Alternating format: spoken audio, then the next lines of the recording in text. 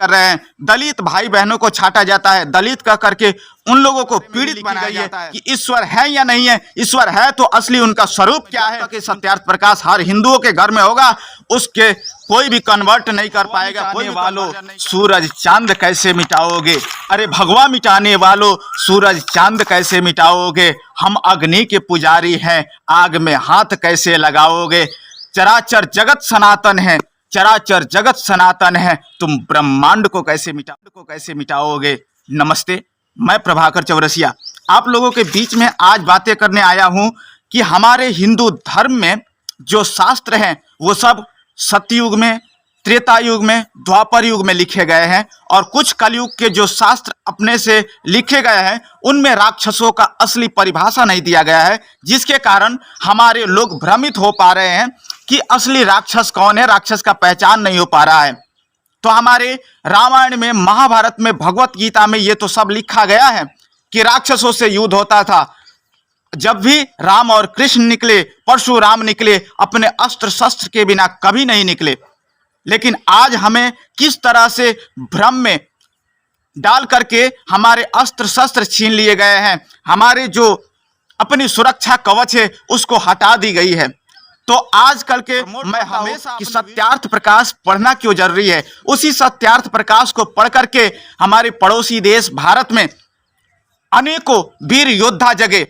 आपने महर्षि दयानंद सरस्वती का नाम सुना होगा, जिन्होंने स्वराज की पहली बार बिगुल फूकी और उस स्वराज में पाने के लिए ना जाने कितने अनेकों जो पुरुषार्थी थे वो आकर के सामने लड़ने के लिए तैयार हो गए। और उन्हीं में से हैं स्वामी श्रद्धानंद सरस्वती, जिन्होंने ये शुरुआत की कि धर्मांतरण जो कर चुके हैं हमारे लोग, उन लोगों को घर वापसी कराना होगा। वो चाहे मुसलमान हो या ईसाई हो, उन लोगों को घर वापसी कराए थे स्वामी श्रद्धानंद सरस्वती जी ने। गुरुदत्त विद्यार्थी और अनेकों ऐसे जो भगत सिंह का भी बात करते हैं, हम सुनते हैं, और भगत सिंह भी उन्हीं महर्षि दयानंद सरस्वती के शास्त्रों के अनुसार चलने वाले एक वीर योद्धा थे। चंद्रशेखर आजाद की भी नाम सुनते हैं भारत में, वो भी इन्हीं शास्त्र को पढ़ करके पाते थे। तो देश और धर्म की रक्षा कैसी करना है ये सत्यार्थ प्रकाश में एकदम बहुत बढ़िया तरीका से समझाया गया है।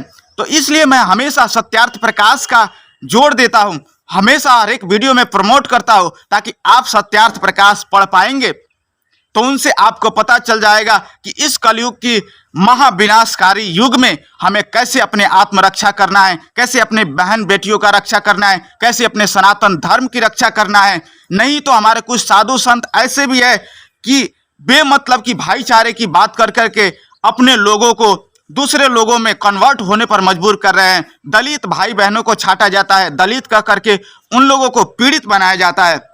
तो उन दलित भाइयों को जिन्हें हम शूद्र कहते हैं, तो शूद्र हमें कहना ही नहीं चाहिए कि जन्म जाए थे शूद्रम, ये हमारे शास्त्र में लिखे है। शूद्र कौन नहीं है, जन्म से सभी शूद्र ही जन्म लेते हैं, लेकिन अपने कर्म से, अपने गुण कर्म और स्वभाव से लोग उच्च पद को पाते हैं। ब्राह्मण, क्षत्रिय, वैश्य, शूद्र ये हमारे वर्ण हैं, ये जाति नहीं है। और जब तक हम जाति में बढ़ते रहेंगे तब तक हम कटते रहेंगे। इसलिए हमारी अपनी जो सोच है उस सोच को श्रेष्ठ बनाना है, हमें आर्य बनना है। आर्य पुत्र पार्थ ये हमेशा रामायण महाभारत में हम सुनते हैं। तो हमें आर्य पुत्र बनना है, हमें अपने धर्म की, धरोहर की, अपनी वसुंधरा की, अपने राष्ट्र की रक्षा करने हेतु हमें अपने लोगों को जागृत करना ही होगा, हमें उठना ही होगा। हम अगर अपने ओर से ये सफलता की कड़ी को अगर नहीं बुनेंगे, कड़ी को नहीं जोड़ेंगे तो कौन जोड़ेगा। इसलिए आपसे आग्रह है कि अपने सनातन धर्म के प्रति विद्वेष फैलाने वाले विधर्मियों को कड़ा जवाब दीजिए। और उस कड़ा जवाब देने के लिए अगर आपके पास